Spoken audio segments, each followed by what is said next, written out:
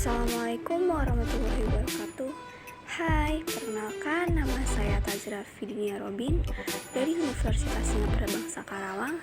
Di sini saya akan menjelaskan materi mengenai pengelolaan peserta didik. Mari simak baik-baik ya. Oke, yang pertama ini ada pengertian manajemen peserta didik.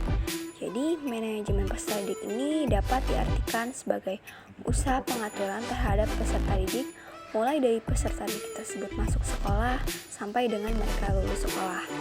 Nah, menurut Knezevich pada tahun 1961 mengartikan manajemen peserta didik atau pupil personal administration sebagai suatu layanan yang memusatkan perhatian pada pengaturan, pengawasan dan layanan siswa di kelas dan di luar kelas seperti pengenalan, pendaftaran, layanan individual seperti pengembangan keseluruhan kemampuan, minat, serta kebutuhan sampai ia matang di sekolah.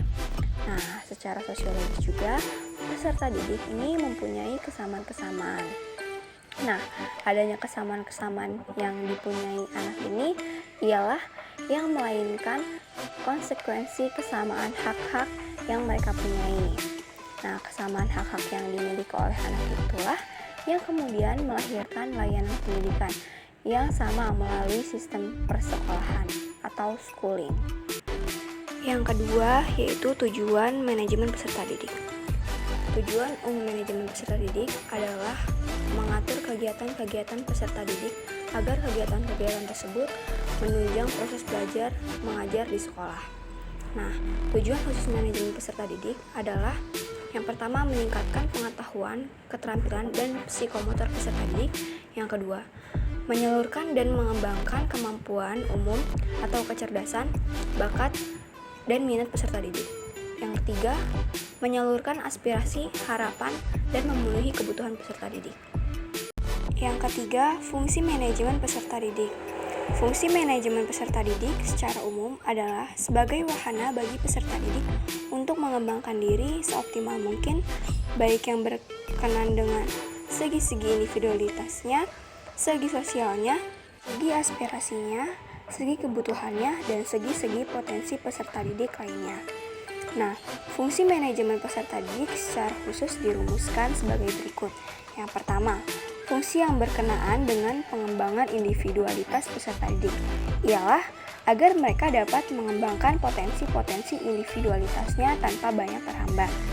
Yang kedua, fungsi yang berkenaan dengan pengembangan fungsi sosial peserta didik ialah agar peserta didik dapat mengadakan sosialitas dengan sebayanya dengan orang tua dan keluarganya, dengan lingkungan sosialnya, dan lingkungan sosial masyarakatnya.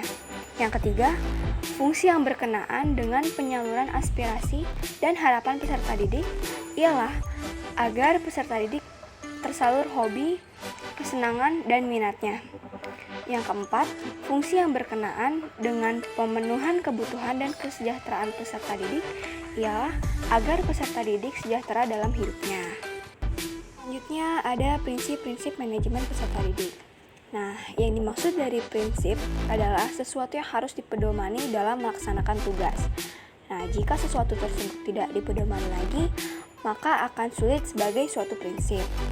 Nah, adapun prinsip-prinsip manajemen peserta didik yaitu yang pertama, manajemen peserta didik dipandang sebagai bagian dari keseluruhan manajemen sekolah. Yang kedua, segala bentuk kegiatan manajemen peserta didik haruslah mengemban misi pendidikan dalam rangka mendidik para peserta didik. Yang ketiga, kegiatan-kegiatan manajemen peserta didik haruslah diupayakan untuk mempersatukan peserta didik yang mempunyai aneka ragam latar belakang dan punya banyak perbedaan.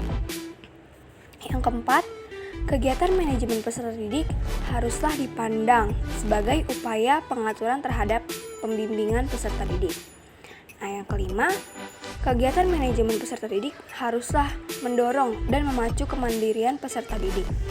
Selanjutnya yang keenam, yang diberikan kepada peserta didik dan yang selalu diupayakan oleh kegiatan manajemen peserta didik haruslah fungsional bagi kehidupan peserta didik baik di sekolah maupun di masa depan. Oke, yang terakhir ada pendekatan manajemen peserta didik. Ada dua pendekatan yang digunakan dalam manajemen peserta didik menurut Yeager pada tahun 1994. Yang pertama itu pendekatan kuantitatif atau the quantitative approach. Nah, pendekatan ini lebih menitikberatkan pada segi-segi administratif dan birokratik lembaga pendidikan. Nah, dalam pendekatan ini, peserta didik diharapkan banyak memenuhi tuntutan dan harapan-harapan lembaga peserta di tempat peserta didik tersebut berada. Nah, yang kedua ini ada pendekatan kualitatif atau the qualitative approach. Pendidikan ini lebih memberikan perhatian kepada kesejahteraan peserta didik. Nah, jika pendekatan kualitatif diarahkan agar peserta didik mampu, maka pendekatan kualitatif ini lebih diarahkan agar peserta didik itu senang. Mungkin cukup sekian materi yang saya sampaikan, kurang lebihnya mohon maaf. Wassalamualaikum warahmatullahi wabarakatuh. Bye semuanya.